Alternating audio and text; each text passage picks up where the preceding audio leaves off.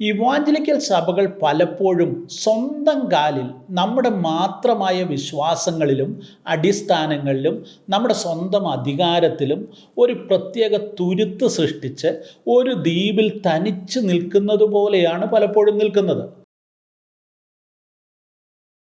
ലോകമെങ്ങുമുള്ള പാരമ്പര്യ ക്രൈസ്തവ സഭകളുടെ വിശ്വാസത്തിൻ്റെ അടിത്തറയായി മാറിയ നൈസീൻ ക്രീഡ്, നിഖ്യ വിശ്വാസ പ്രമാണം, അതിനെക്കുറിച്ചും അതെങ്ങനെ രൂപപ്പെട്ടു, അതിൻ്റെ ചരിത്ര പശ്ചാത്തലം എന്തൊക്കെയാണ് എന്നൊക്കെയാണ് കഴിഞ്ഞ വീഡിയോയിൽ ഞാൻ വിശദീകരിക്കുവാൻ ശ്രമിച്ചത്. എന്നാൽ എന്തുകൊണ്ടാണ് പെന്തക്കോസ്ത് സഭകൾ നിഖ്യ വിശ്വാസ പ്രമാണം മറ്റു സഭകൾ ചൊല്ലുന്നത് പോലെ ചൊല്ലാതിരിക്കുന്നത്? ഈ ചോദ്യത്തിനുള്ള ഉത്തരം കണ്ടെത്തുവാനുള്ള ഒരു പരിശ്രമമാണ് ഈ വീഡിയോയിൽ ഞാൻ ചെയ്യുന്നത്. 1700 വർഷങ്ങൾക്ക് മുമ്പ് ഒരു റോമൻ ചക്രവർത്തി ക്രിസ്ത്യാനികളോട് യേശുക്രിസ്തുവിനെക്കുറിച്ചുള്ള അവരുടെ അഭിപ്രായ വ്യത്യാസങ്ങളെ പരിഹരിക്കുവാനും സഭകളെ അലട്ടിക്കൊണ്ടിരിക്കുന്ന ക്രിസ്തുവിൻ്റെ സ്വഭാവത്തെക്കുറിച്ചുള്ള ദൈവശാസ്ത്രപരമായ തർക്കം അവസാനിപ്പിക്കുവാനും കൽപ്പിച്ചു. അങ്ങനെ ആധുനിക തുർക്കിയിൽ സ്ഥിതി ചെയ്യുന്ന നൈസിയ പട്ടണത്തിൽ AD 325 318 ബിഷപ്പുമാർ ഒത്തുകൂടുകയും ക്രൈസ്തവ സഭയുടെ ചരിത്രത്തിലെ ആദ്യത്തെ വിശ്വാസ പ്രമാണം രൂപപ്പെടുത്തുകയും ചെയ്തു. അത് ലോകമെങ്ങുമുള്ള ക്രൈസ്തവ സഭകൾ കഴിഞ്ഞ 17 നൂറ്റാണ്ടുകളായി തങ്ങളുടെ വിശ്വാസത്തിൻ്റെ അടിസ്ഥാന രേഖയായി കണക്കാക്കുകയും ആരാധനകളിൽ അത് ഉപയോഗിച്ചു കൊണ്ടിരിക്കുകയും ചെയ്യുന്നു. എന്നാൽ വിശുദ്ധ സത്യ വേദപുസ്തകമാണ് ഏക അടിസ്ഥാനം എന്ന വാദത്തിൽ ഉറച്ചു നിൽക്കുകയും വിശ്വാസിക്കും ദൈവവചനത്തിനും മധ്യത്തിൽ വരുന്ന മറ്റെന്തിനേയും ആശങ്കയോടെ മാത്രം നോക്കിക്കാണുകയും ചെയ്യുന്ന ഇവാഞ്ചലിക്കൽ പെന്തക്കോസ്ത് സമൂഹങ്ങൾ നിഖ്യ വിശ്വാസ പ്രമാണത്തോട് യാതൊരുവിധ എതിർപ്പുകളില്ലെങ്കിലും അതിനോട് അകലം പാലിച്ചിരുന്നു. അത് ചൊല്ലുന്നില്ല എന്നുള്ളതാണ് യാഥാർത്ഥ്യം. എന്നാൽ ഈ സമീപകാലത്ത് അമേരിക്കയിലും മറ്റും ഇവാഞ്ചലിക്കൽ പെന്തക്കോസ്ത് വിഭാഗങ്ങളിൽപ്പെട്ട പല സഭകളിലും ആരാധനകൾക്കിടയിൽ ഈ വിശ്വാസ പ്രമാണം ചൊല്ലിത്തുടങ്ങിയിരിക്കുന്നു. എന്തുകൊണ്ടാണ് ഇത്തരമൊരു മാറ്റം വളരെ പതിയെയാണെങ്കിലും ഈ സഭകളിൽ സംഭവിക്കുന്നത്? ലോകത്തിലെ പ്രസിദ്ധമായ ഒരു ക്രിസ്തീയ പ്രസിദ്ധീകരണമാണ് ക്രിസ്ത്യാനിറ്റി ടുഡേ. നമുക്കറിയാം, ഡോക്ടർ ബില്ലി ഗ്രഹാമാണ് അത് ആരംഭിച്ചത്. ക്രിസ്ത്യാനിറ്റി ടുഡേ അവരുടെ ഏറ്റവും പുതിയ ലക്കത്തിൽ 1 ഡസനിലധികം വരുന്ന ഇവാഞ്ചലിക്കൽ പെന്തക്കോസ്റ്റൽ പാസ്റ്റേഴ്സ്, എഴുത്തുകാർ, ദൈവശാസ്ത്രജ്ഞർ തുടങ്ങിയവരുമായി നടത്തിയ ഒരു അഭിമുഖ സംഭാഷണം അതിൽ പ്രസിദ്ധീകരിച്ചിട്ടുണ്ട്. ആ പ്രമുഖരായ വ്യക്തികൾ ഈ നിഖ്യ വിശ്വാസ പ്രമാണം എന്തുകൊണ്ട് ഇവാഞ്ചലിക്കൽ പെന്തക്കോസ്ത് സഭകൾ ഇപ്പോൾ ചൊല്ലി തുടങ്ങിയിരിക്കുന്നു എന്നുള്ളതിനെക്കുറിച്ച് അവരുടെ അഭിപ്രായം പറയുന്നുണ്ട്. പ്രശസ്തനായ എഴുത്തുകാരൻ ഗ്ലെൻ പാക്കിയത്തിൻ്റെ വാക്കുകൾ ഇപ്രകാരമാണ്: 2009 താൻ കൊളറാഡോ സ്പ്രിങ്സിലെ ഒരു ന്യൂ ലൈഫ് സഭയിൽ പാസ്റ്ററായിരുന്നു. പ്രധാനമായിട്ടും ആ സഭയുടെ പ്രത്യേകത അത് പാസ്റ്റർ ടെഡ് ഹഗാർഡ് എന്ന വ്യക്തി ആരംഭിച്ചതായിരുന്നു. എന്നാൽ ആ സഭയിൽ വലിയൊരു പ്രശ്നമുണ്ടായി. ആ പാസ്റ്റർ ചില വിവാദങ്ങളിൽ അകപ്പെട്ടു. അങ്ങനെ സീനിയർ പാസ്റ്റർ വിവാദങ്ങളിൽ അകപ്പെട്ടതിന് പുറകെ ആ സഭയിൽ ഒരു വെടിവെപ്പും നടന്നു. അങ്ങനെ സഭ വലിയ കലുഷിതമായിരിക്കുന്ന ഒരു സാഹചര്യം. സഭാജനങ്ങളെല്ലാം വലിയ നിരാശയിലായിപ്പോയി. അങ്ങനെ ഇരിക്കുന്ന സമയത്ത് യൂത്ത് പാസ്റ്ററായ ഇദ്ദേഹത്തിന് ആ സഭയെ മുന്നോട്ട് നയിക്കുവാനായിട്ടുള്ള വെല്ലുവിളി ഏറ്റെടുക്കേണ്ടി വന്നു. അങ്ങനെ ആ സമയത്ത് അദ്ദേഹം ഈ നിഖ്യ വിശ്വാസ പ്രമാണം സഭയിൽ നിരന്തരമായി പാരായണം ചെയ്യുവാൻ തുടങ്ങി. അങ്ങനെ എല്ലാ ആരാധനകളിലും എല്ലാ മീറ്റിങ്ങുകളിലും അത് ചൊല്ലി തുടങ്ങിയതോടുകൂടെ ആളുകൾ വിശ്വാസത്തിൽ പിടിച്ചു നിൽക്കുവാൻ അതൊരു കാരണമായി മാറി. അതിനെക്കുറിച്ച് അദ്ദേഹം പറയുന്നത് എങ്ങനെയാണ്: സഭാജനങ്ങളുടെ വിശ്വാസം അവരെ വിശ്വാസത്തിലേക്ക് നയിച്ച ടെഡ് ഹഗാർഡ് എന്ന ഒരു പാസ്റ്റർ കൊണ്ടുവന്നതല്ല, പകരം അത് കോടിക്കണക്കിന് വിശ്വാസികൾ ഏറ്റുപറയുന്ന ഒരു വിശ്വാസത്തിൻ്റെ ഭാഗമാണ് തങ്ങളെന്നുള്ള ഒരു തിരിച്ചറിവ് അവർക്കൊരു ഐ ഓപ്പണിംഗ് ആയിട്ടുള്ള കാര്യമായി മാറി.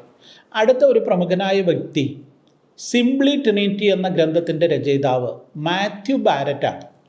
അദ്ദേഹം ഇപ്രകാരം പറയുന്നു: ഒരേ വിശ്വാസം ഏറ്റുപറയുമ്പോൾ നമ്മൾ കാതോലികവും ശ്ലൈഹികവുമായ സഭയുമായി അല്ലെങ്കിൽ സാർവത്രിക സഭയുമായി നമ്മെ തന്നെ ബന്ധിപ്പിക്കുകയാണ്. ഹാലലിയ പബ്ലിക്കേഷൻ്റെ 3 പുസ്തകങ്ങൾ ഞാൻ നിങ്ങളെ പരിചയപ്പെടുത്താം. ഈ 3 പുസ്തകങ്ങളും ഞാൻ തന്നെ എഴുതിയിട്ടുള്ളതാണ്. ആദ്യത്തേത് IPCയുടെ ചരിത്രമാണ്. ഇന്ത്യ പെന്തക്കോസ്ത് ദൈവസഭയിലെ സീനിയർ ആയിരുന്ന ഒരു ദൈവദാസൻ പാസ്റ്റർ VT തോമസിൻ്റെ ജീവിതാനുഭവങ്ങളോട് ചേർത്ത് സമ്പൂർണ്ണമായും IPCയുടെ ചരിത്രം സത്യസന്ധമായി എഴുതിയിരിക്കുന്ന ഒരു പുസ്തകമാണിത്. 200 രൂപയാണ് ഇതിൻ്റെ വില. അടുത്തതും ഒരു ജീവചരിത്ര ഗ്രന്ഥമാണ്. ഇത് വെസ്റ്റ് ബംഗാളിൽ 40-ലധികം വർഷങ്ങൾ കർത്താവിൻ്റെ വേലയിലായിരിക്കുന്ന ഒരനുഗ്രഹീതനായ ദേവദാസൻ പാസ്റ്റർ മാമൻ ജോസഫിൻ്റെ ജീവിതാനുഭവങ്ങളാണ്. ഇതിൻ്റെ പേര് ഡാർജിലിംഗ് താഴ്വരയിലെ സുവിശേഷ വിപ്ലവം എന്നാണ്. സമഗ്രമായി ഇന്ത്യൻ മിഷനെക്കുറിച്ച് ഇതിനകത്ത് പരാമർശിക്കുന്നുണ്ട്. വളരെ മനോഹരമായ ഒരു ജീവചരിത്ര ഗ്രന്ഥം. ഇതിൻ്റെ വില 300 രൂപയാണ്. മറ്റൊന്ന് ബ്ലാക്ക് ആൻഡ് വൈറ്റ് എന്ന പേരിൽ ഞാൻ എഴുതിയ ലേഖനങ്ങളുടെ ഒരു സമാഹാരമാണ്. 150 രൂപയാണ് ഈ പുസ്തകത്തിൻ്റെ വില. ഈ 3 പുസ്തകങ്ങൾക്കും കൂടെ 650 രൂപ വില. എന്നാൽ ഇപ്പോൾ 400 രൂപയ്ക്ക് ഈ 3 പുസ്തകങ്ങൾ കൂടെ നിങ്ങൾക്ക് ലഭിക്കുന്നു. താല്പര്യമുള്ളവർ നിങ്ങളുടെ വിലാസം വാട്സപ്പ് ചെയ്യുക, ഈ പുസ്തകങ്ങൾ സ്വന്തമാക്കുക. ഇവാഞ്ചലിക്കൽ സഭകൾ പലപ്പോഴും സ്വന്തം കാലിൽ നമ്മുടെ മാത്രമായ വിശ്വാസങ്ങളിലും അടിസ്ഥാനങ്ങളിലും നമ്മുടെ സ്വന്തം അധികാരത്തിലും ഒരു പ്രത്യേക തുരുത്ത് സൃഷ്ടിച്ച് ഒരു ദ്വീപിൽ തനിച്ച് നിൽക്കുന്നത് പോലെയാണ് പലപ്പോഴും നിൽക്കുന്നത്. അതേസമയം തൃത്വദൈവത്തെ ഏറ്റുപറയുന്ന യുഗങ്ങളായുള്ള വിശ്വാസ സമൂഹവുമായി നമ്മൾ ബന്ധപ്പെടുമ്പോഴാണ് യഥാർത്ഥ ക്രിസ്തീയതയിലേക്ക് നമ്മൾ അടുത്തു വരുന്നതെന്ന് അദ്ദേഹം പറയുന്നു. അമേരിക്കയിൽ ഇപ്പോൾ കൂടുതൽ ബാപ്റ്റിസ്റ്റ് സഭകൾ വിശ്വാസ പ്രമാണം പാരായണം ചെയ്യാൻ തുടങ്ങിയിരിക്കുന്നു. അത് പ്രോത്സാഹനജനകമാണെന്നും അദ്ദേഹം എടുത്തു പറയുന്നുണ്ട്. മറ്റൊരു വ്യക്തി പാസ്റ്റർ റോണി കുർട്സ് ആണ്. കാൻസാസ് സിറ്റിയിൽ ഞാൻ സ്ഥാപിച്ച ബാപ്റ്റിസ്റ്റ് സഭയിൽ ഞങ്ങൾ തൃത്വത്തെക്കുറിച്ച് ഒരു പഠന പരമ്പര നടത്തി. ആ പരമ്പരയുടെ ഭാഗമായിട്ട് നിക്യ വിശ്വാസ പ്രമാണം ചൊല്ലുവാൻ തുടങ്ങി. ആ പരമ്പര അവസാനിച്ചതിന് ശേഷവും ഞങ്ങൾ ഇപ്പോഴും അത് തുടരുന്നു.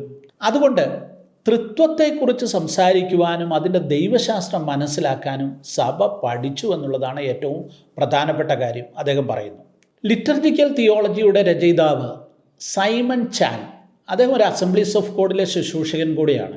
അദ്ദേഹം ഇപ്രകാരം പറയുന്നു: ഒരു രാഷ്ട്രം അതിൻ്റെ ദേശീയ ഗാനം ആലപിക്കുന്ന രീതിയുമായി ഞാൻ ഇതിനെ താരതമ്യം ചെയ്യുകയാണ്. ദേശീയ ഗാനം ആലപിക്കുന്നത് ഒരു ദേശീയ ബോധം ജനങ്ങളിൽ ഉണർത്തപ്പെടുവാൻ കാരണമാകും. അതുപോലെ തന്നെയാണ് നൈസീൻ ക്രീഡ് നാം ആരാധനയിൽ വായിക്കുമ്പോൾ അല്ലെങ്കിൽ ആലപിക്കുമ്പോൾ നാം ആരാണെന്നുള്ള ഒരു ബോധ്യം നമുക്ക് ഉണ്ടാകും. ചാൻ വളരെ വ്യക്തമായി ഓർപ്പിക്കുന്നു.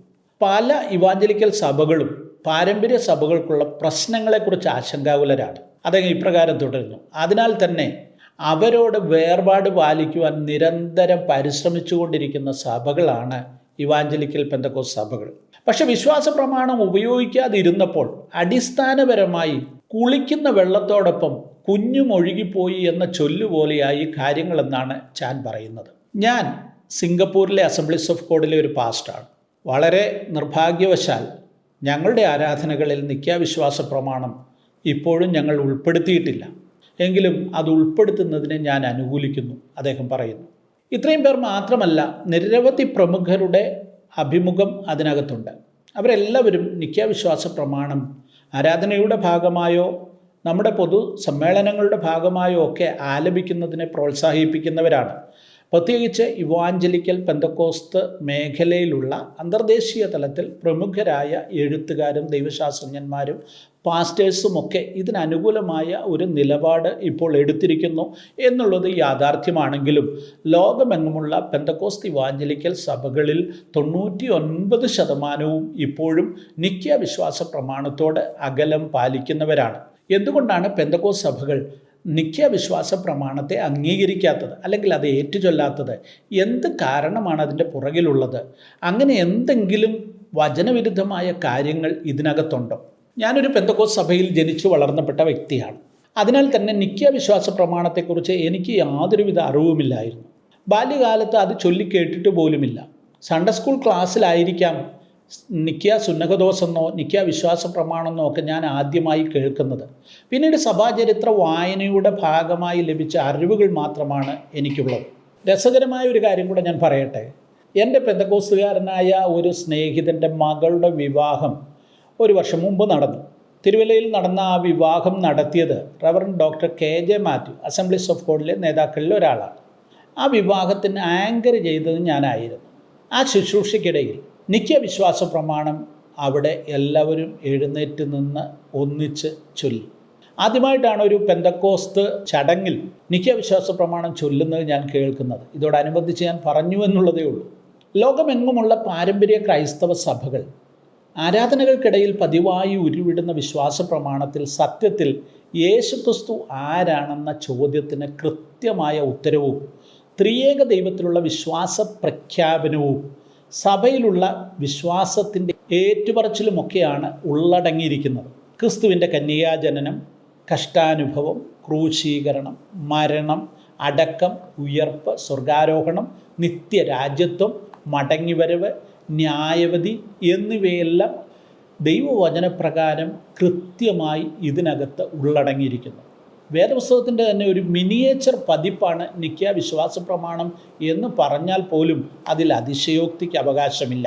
ഇതിലുള്ള എല്ലാ വാചകങ്ങളും തന്നെ പെന്തക്കോസ്തുകാർ വിശ്വസിക്കുന്ന വിശ്വാസത്തിൻ്റെ ഭാഗവുമാണ്.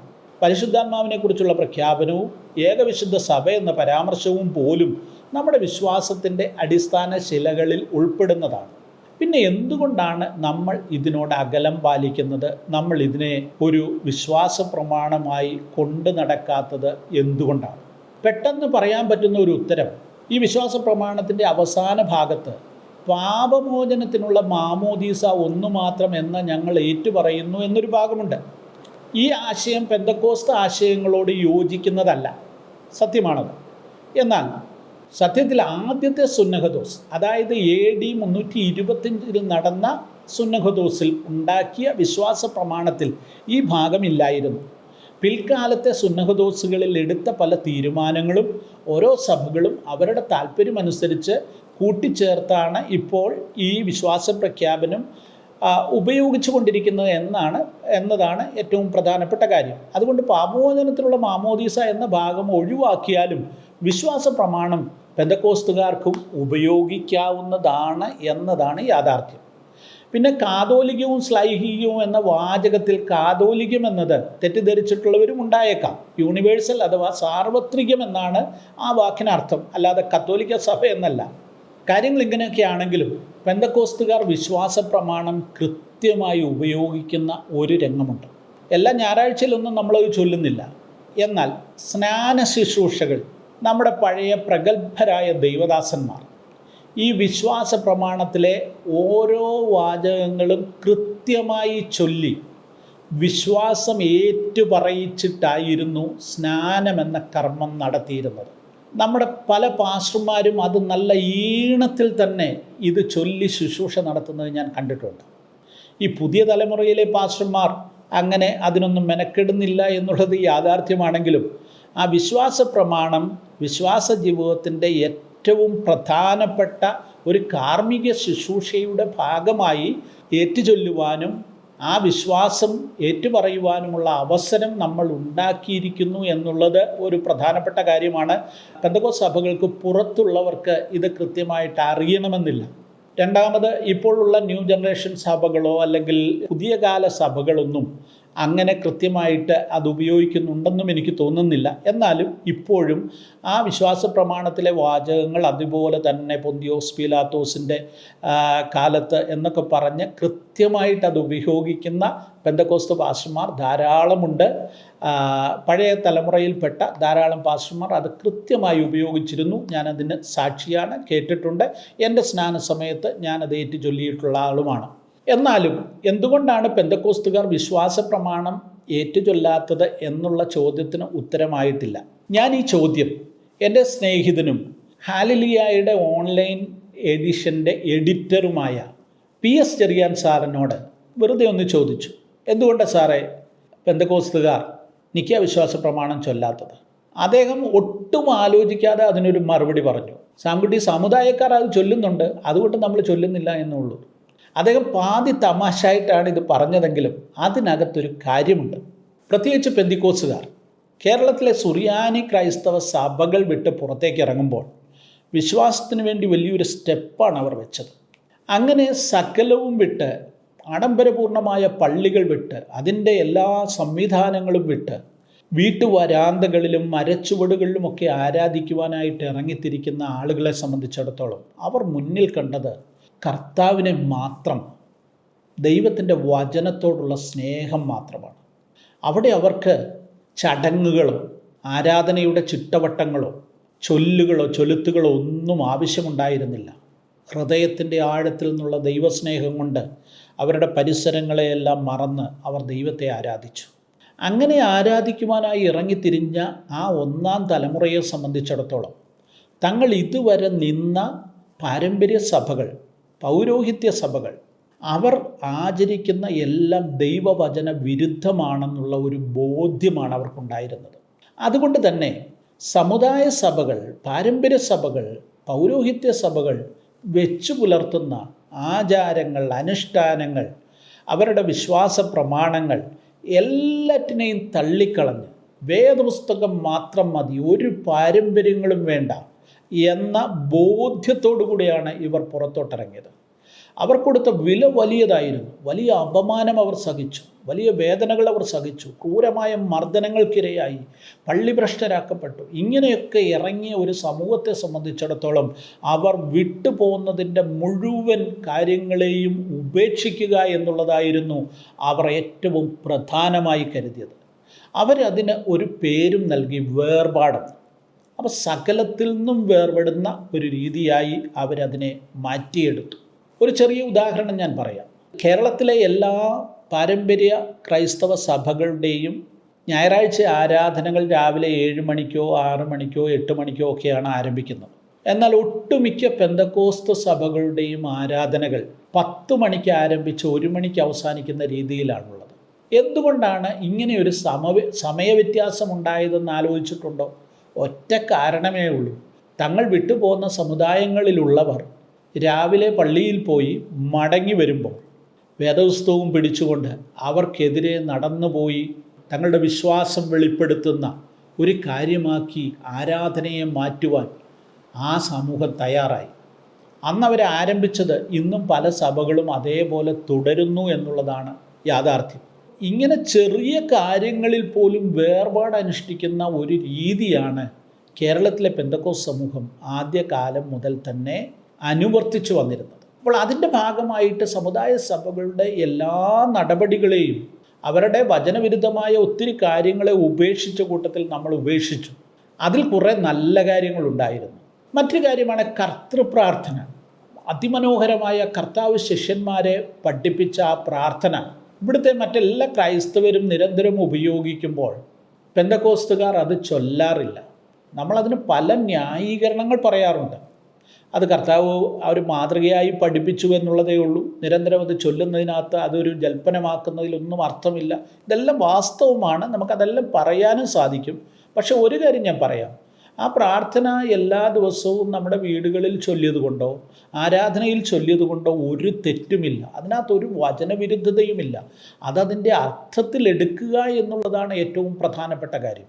നമ്മുടെ ആരാധനകളിൽ, തിരുവത്താഴ ശുശ്രൂഷകളിൽ, കൊരിന്ത് ലേഖനത്തിൽ നിന്നുള്ള വാക്യങ്ങൾ എല്ലാ തവണയും നമ്മൾ വായിക്കാറില്ലേ? ആവർത്തിച്ച് വായിക്കുന്നതുകൊണ്ട് എന്തെങ്കിലും ദോഷമുണ്ടോ? ഒന്നുമില്ല. അപ്പോൾ ഈ പ്രാർത്ഥനയും ദൈവവചനത്തിലുള്ള കർത്തൃപ്രാർത്ഥനയും നമ്മൾ നിരന്തരം ചൊല്ലിയത് കൊണ്ട് ഒരു ദോഷവും സംഭവിക്കാനില്ലായിരുന്നു. പക്ഷേ ഈ സമുദായ സഭകൾ വിട്ടിറങ്ങി വന്ന നമ്മുടെ ആദ്യ തലമുറ തീരുമാനിച്ചു, നമുക്കത് വേണ്ട എന്ന് തീരുമാനിച്ചു. ഒറ്റ കാരണമേ ഉള്ളൂ, അത് സമുദായ സഭകളുടെ വിശ്വാസത്തിൻ്റെയും ആരാധനയുടെയും ഭാഗമാണ്. അവരോട് വേർപെടുന്ന നാം കഴിയുന്നത്ര കാര്യങ്ങളിൽ വേർപെട്ടിരിക്കുക എന്നുള്ളതുകൊണ്ട് അങ്ങനെ നമ്മൾ ഉപേക്ഷിച്ച ഒന്നാണ് കർത്തൃപ്രാർത്ഥന. ഇതുപോലെ തന്നെയാണ് നിത്യാവിശ്വാസ പ്രമാണത്തിൻ്റെ കാര്യവും. അതിനകത്ത് വചനവിരുദ്ധമായ ഒന്നുമില്ല. നമ്മളീ പറഞ്ഞ സ്നാനവുമായി ബന്ധപ്പെട്ട പിന്നീട് എഴുതി ചേർത്ത ആ ഒരു വരി ഒഴിച്ചാൽ അതിനകത്ത് മറ്റ് പ്രശ്നങ്ങളൊന്നുമില്ല. നമുക്കും അത് ആലപിക്കാവുന്നതേ ഉള്ളൂ. നമ്മുടെ വിശ്വാസത്തിൻ്റെ അടിത്തറ അതാണ്. നമ്മളുടെ തിയോളജി അതിൽ തന്നെയാണ് നമ്മൾ നിലനിർത്തിയിരിക്കുന്നത്. അതെല്ലാം വാസ്തവമാണ്. പക്ഷെ നമ്മളത് ചൊല്ലുന്നില്ല. അതൊരു ജൽപ്പനമായി പോകാതെ ഇരിക്കുന്നത് നല്ലതാണ് എന്ന് പറയുമ്പോൾ തന്നെ ഞാൻ നേരത്തെ പറഞ്ഞ പ്രമുഖരിൽ ഒരാൾ പറഞ്ഞ ഒരു അഭിപ്രായമുണ്ടല്ലോ, ഞാൻ നേരത്തെ പറഞ്ഞ അസംബ്ലീസ് ഓഫ് ഗോഡിലെ പാസ്റ്റർ, അത് തന്നെയാണ് എൻ്റെയും അഭിപ്രായം. അതായത് നമ്മുടെ ദേശീയ ഗാനം സ്കൂളുകളിൽ എല്ലാ ദിവസവും നമ്മൾ ആലപിക്കുമായിരുന്നു. ഓരോ തവണയും അത് കേൾക്കുമ്പോഴും നമ്മുടെ രാജ്യത്തോടുള്ള സ്നേഹം നമുക്ക് വർദ്ധിക്കുകയാണ്. അല്ലെങ്കിൽ നമ്മുടെ ദേശീയ ബോധം വർദ്ധിക്കുകയാണ്. ഇന്നും നമ്മുടെ ദേശീയ ഗാനം കേൾക്കുമ്പോൾ നമ്മൾ അറിയാതെ എഴുന്നേറ്റ് നിന്ന് പോകത്തില്ലേ എന്ന് പറഞ്ഞതുപോലെ ഓരോ തവണ നമ്മുടെ വിശ്വാസം നമ്മൾ ഏറ്റുപറയുമ്പോഴും ക്രിസ്തുവിനോടുള്ള സ്നേഹം, ക്രിസ്തുവിനെ കൂടുതൽ അടുത്തറിയുവാനുള്ള ഒരു കാരണമായി അത് മാറിയിരുന്നെങ്കിൽ ഏറ്റവും നല്ലതായിരുന്നു എന്നാണ് എൻ്റെ ചിന്ത. നിങ്ങളുടെ മക്കൾക്ക് വിവാഹപ്രായമായോ? അവർക്കൊരു ജീവിത പങ്കാളിയെ അന്വേഷിച്ചു തുടങ്ങിയോ? നിങ്ങളെ സഹായിക്കുവാൻ ഞങ്ങൾ തയ്യാറാണ്. ഹാലലുയ മാട്രിമോണിയൽ ഏറ്റവും വിശ്വസ്തമായും ഏറ്റവും പെട്ടെന്നും നിങ്ങളുടെ മക്കൾക്ക് അനുയോജ്യമായ ദൈവഹിതപ്രകാരമുള്ള ജീവിത പങ്കാളിയെ കണ്ടെത്തുവാനുള്ള ഏറ്റവും നല്ല മാർഗമാണ്. എന്താണ് ഹാലലിയ മാട്രിമോണിയലിൻ്റെ പ്രത്യേകത? ഹാലലിയായിക്ക് എല്ലാ ദിവസവും 10-15 വാർത്തകൾ വരെ പ്രസിദ്ധീകരിക്കുന്ന ഒരു ഓൺലൈൻ സംവിധാനമുണ്ട്. ആ വാർത്തകളോട് കൂടെ നിങ്ങളുടെ മക്കളുടെ വിവാഹ പരസ്യം കൂടെ ഉൾപ്പെടുത്തുവാൻ സാധിക്കും. അങ്ങനെ ഇത് പതിനായിരക്കണക്കിന് ആളുകളിലേക്ക് വളരെ പെട്ടെന്ന് എത്തിച്ചേരുന്നു. നിങ്ങൾക്ക് ഏറ്റവും അനുയോജ്യമായ ആലോചനകൾ തിരഞ്ഞെടുക്കത്തക്ക നിലയിൽ ധാരാളം ഫോൺ കോളുകൾ നിങ്ങൾക്ക് ലഭിക്കും. രണ്ടാമത്തെ കാര്യം, ഹാലലിയായിക്ക് കഴിഞ്ഞ 30 വർഷമായി പ്രവർത്തിച്ചു കൊണ്ടിരിക്കുന്ന പ്രിൻ്റ് എഡിഷനുണ്ട്. എല്ലാ മാസവും 1-ാം തീയതിയും 15-ാം തീയതിയും ഹാലലിയ പത്രം പുറത്തിറങ്ങുന്നു. ആയിരക്കണക്കിന് വരിക്കാരിലേക്ക് അതെത്തുന്നു. ഈ പത്രത്തിലും ഈ മാട്രിമോണിയൽ പരസ്യം ഞങ്ങൾ ഉൾപ്പെടുത്തുന്നു. ഈ 2 സംവിധാനത്തിലൂടെ 10,000ങ്ങളിലേക്ക് നിങ്ങളുടെ മക്കളെക്കുറിച്ചുള്ള ഇൻഫർമേഷൻ എത്തിച്ചേരുമ്പോൾ വളരെ പെട്ടെന്ന് നിങ്ങൾക്ക് അനുയോജ്യമായ ആലോചനകൾ ലഭിക്കുന്നു. ദൂരെ എങ്ങും പോകണ്ട. നിങ്ങൾ ഇതോടൊപ്പമുള്ള നമ്പറിലേക്ക് നിങ്ങളുടെ മക്കളുടെ പ്രൊഫൈലും ഫോട്ടോയും അയച്ചു തരിക. ഇന്ന് തന്നെ ഇതിൽ രജിസ്റ്റർ ചെയ്യുവാൻ സാധിക്കും. വളരെ കുറഞ്ഞ ചെലവിൽ നിങ്ങളുടെ മക്കൾക്ക് അനുയോജ്യമായ വിവാഹാലോചന കണ്ടെത്തുവാൻ സാധിക്കും. അത് കേരളത്തിൽ മാത്രമല്ല, ലോകമെങ്ങുമുള്ളവർക്ക് ഈ സംവിധാനം ഉപയോഗിക്കാവുന്നതാണ്.